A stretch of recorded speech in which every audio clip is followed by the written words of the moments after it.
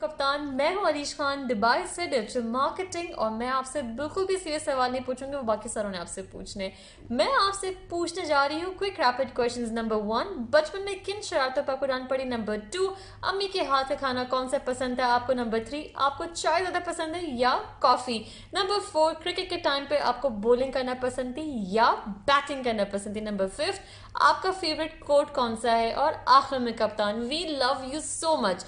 डटे रहिएगा, हम आपके साथ हैं इंशाल्लाह। अल्लाह मियाँ आपको हमेशा सलामत रखे और खुदा आपका ख्वाब पाकिस्तान के लिए कामयाब करे और पाकिस्तान की सारी खुशियाँ तरक्कियाँ आपको दिखाए इंशाल्लाह, आमीन। अस्सलाम।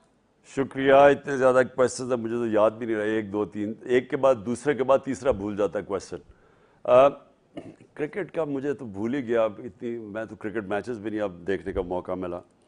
और खाना, मेरी वालदा उफ इतनी देर हो गई अब मैं तो याद भी नहीं है।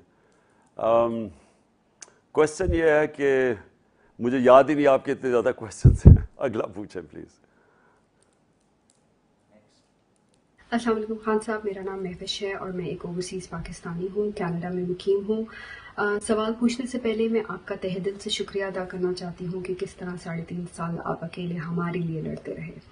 ये रिजीम चेंज ना होती तो हमें पता ही ना चलता कि आप किस किस महाज पे अकेले खड़े थे।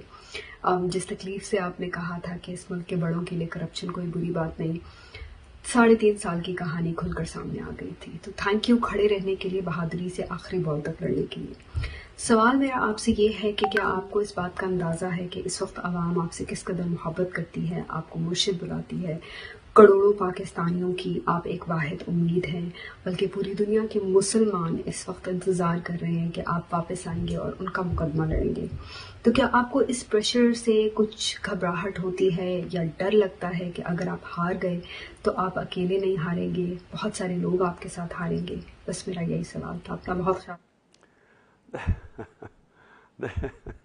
देखिए, मैं आपको एक बात बताऊं, कभी भी जो भी जिंदगी में काम किया है, मैं कभी ये नहीं सोचता कि मैं हारूंगा। क्योंकि ये जब आप हारने का सोचते हैं ना तो आप जीत ही नहीं सकते। जो ह्यूमन माइंड है ना, जो हमारा जहन है, वो एक वक्त पे एक ही चीज सोच सकता है कि या मैं जीतूंगा और या मैं हार ना जाऊं। वो एक माइंड पे दोनों चीजें नहीं सोच सकता। तो ये जो आइडिया होता है ना कि जो लोग ये सोचना शुरू हो जाते हैं कि मैं हार ना जाऊं, तो वो फिर हमेशा प्लान बी रखते हैं अपना, या वो समझते हैं कि अगर ये चीज़ मैं नाकामयाब हो तो मैं प्लान बी पे चला जाऊंगा। मैं कभी ज़िंदगी में ऐसे नहीं सोचा। मैं जब भी कोई फैसला करता हूं तो वो फिर होता है एंड तक, पुल यानी किश्तियां जला के, कि उसके बाद कभी वापसी की रूट नहीं होती। तो देखें, ये एक स्ट्रगल है। और जो स्पोर्ट्स, सबसे बड़ी जो स्पोर्ट्स आपको चीज़ सिखाती है, वो स्ट्रगल करनी सिखाती है, यानी वो ऊंच नीच सिखाती है। वो आपको सबसे बड़ी चीज़ क्या सिखाती है कि ज़िंदगी एक स्ट्रेट लाइन में नहीं जाती, ज़िंदगी ऊंच नीच का नाम है। यानी आपको अच्छे वक्त आते हैं, बुरे वक्त आते हैं। और जो स्पोर्ट्स, जो चैंपियन होता है, वो बनता ही चैंपियन तब है जब वो बुरे वक्त को संभाल ले। अच्छे वक्त बड़ा आसान होता है सब भी, बल्कि अच्छे वक्त पे जब होते हो तो आपको सारा वक्त जहन में आना चाहिए कि ये बुरा वक्त भी आ सकता है। तो आप हर चीज़ के अच्छा वक्त जो है, यानी जो अब आपकी पीक है, उसको बेहतर करते जाएं। लेकिन जो टेस्ट, कैरेक्टर का टेस्ट होता है, बुरे वक्त में होता है। तो बुरे वक्त में जो हाथ खड़ा कर देता है वो हार जाता है। जब इंसान हार नहीं मानता तो वो फिर बुरे वक्त से सीखता है। और जब आपका डाउन साइकिल आता है तो आप ज़्यादा मजबूत होकर ऊपर आते हैं। तो कोई, यानी ये याद रखें कि आप हारते तब हैं जब आप हार मान जाते हैं। तो मेरी ज़िंदगी में तो हार है ही नहीं, यानी हार मानना है ही नहीं। तो मेरे लिए तो ऊंच नीच होती है, और जब नीच होती है, मसलन मैंने 3.5 साल में ज़िंदगी में वो सीखा जो मैंने इतनी स्ट्रगल में नहीं सीखा।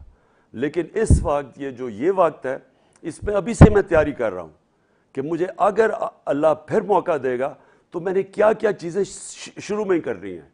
क्योंकि आते साथ ही मुल्क को जिधर आज हम खड़े हैं, हमने अब कैसे इसको ऊपर लेके जाना है, कौन कौन सी मैंने जो पिछली 3.5 साल में एक्सपीरियंस की चीज़ें में किधर किधर मैंने गलतियां की, कौन सी चीज़ें थी जो कि अगर आप शुरू में नहीं करेंगे तो करना बहुत मुश्किल हो जाता है। तो आपको शुरू में, अगर आप मेजर स्टेप्स, अपनी मेजर रिफॉर्म्स शुरू में कर दें तो उसके बाद वो उसका अपना मोमेंटम बन जाता है। लेकिन एक तो मुझे चैलेंजेस इतने ज़्यादा थे, यानी इकोनॉमी का इतना बड़ा चैलेंज था कि, और फिर हमारी इतनी कम एक कोलिशन गवर्नमेंट, वो सारा वक्त हम वो गवर्नमेंट ही संभाल रहे होते थे, उसको कभी कोई ब्लैकमेल कर रहा है, कभी कोई कर रहा है, एक तो वो संभालनी बड़ी मुश्किल थी। फिर हमारी टीम नहीं थी, पहली दफ़ा आई थी, फिर क्राइसिस बहुत थे, तो इसलिए सीखा मैंने बहुत। और इंशाल्लाह जब भी अल्लाह मौका देगा तो मुझे पता है कि शुरू में हमने अब पहले क्या क्या मेन रिफॉर्म्स करनी है। Assalamu alaikum Khan Saab. I'm Rabani Akhundzada from Seattle, USA. Professionally, I'm a scientist and organizational development leader. अगर हम KP के अंदर 9 सालों और फेडरल की 3.5 साल की दौरी हुकूमत की क्रिटिकल एनालिसिस करें तो हमें गवर्नेंस सिस्टम के अंदर वाज़ेह गैप नज़र आता है। अगर हम इस गैप की रूट कॉज एनालिसिस करें तो हमें मालूम होता है कि PTI एज एन ऑर्गेनाइजेशन के अंदर ग्राउंड लेवल पर लीडरशिप डेवलपमेंट पर काम नहीं हो रहा। मेरा सवाल यह है कि क्या PTI एज एन ऑर्गेनाइजेशन मुस्तकबिल में लीडरशिप डेवलपमेंट प्रोग्राम को लॉन्च करने का इरादा रखती है या नहीं? थैंक यू जी। ये बिल्कुल आपकी बात ठीक है। हमने हमारी जो लीडरशिप अब डेवलप हो रही है और जो हम देख रहे हैं वो ISF से आ रही है, इंसाफ स्टूडेंट फेडरेशन से।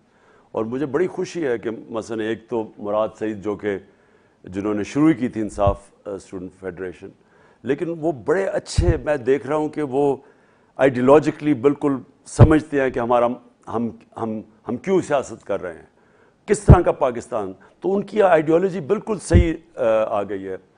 और ये जो लीडरशिप का कॉन्सेप्ट है, ये आपकी बात बिल्कुल ठीक है कि इसकी पूरी पाकिस्तान में मैनेजमेंट और लीडरशिप की बहुत बड़ा एक बड़ा क्या कहते हैं वैक्यूम है, एक बहुत बड़ी खला है। तो मैं जो जिस नतीजे पे पहुंचा हूँ कि जो एक तरीका है कि हम अब यहाँ फ्यूचर लीडर्स बना सकते हैं, वो है सीरत नबी पढ़ाना। अपने 8th, 9th और 10th क्लासेस में हमने सीरत नबी के कोर्सेज करवाए थे। मेरा ये ईमान है कि जब आप नबी सल्लल्लाहु अलैहि वसल्लम की ज़िंदगी समझ जाए, और उनकी दुनिया में कभी ऐसा कोई लीडर नहीं आया, तो उनकी जो लीडरशिप की क्वालिटीज़ हैं वो अपने बच्चों में डाल दें, और यानी स्कूल से शुरू हों और फिर कॉलेजेस और यूनिवर्सिटीज़ में डिबेट्स हों उसके ऊपर। ये जो मैंने अल कादिर यूनिवर्सिटी यहाँ सेटअप की है, इसके अंदर सबसे इम्पॉर्टेंट एक तो हमने सूफीज़म के ऊपर, क्योंकि हमारी बहुत बड़ी तादाद है लोग यहाँ, बड़े जो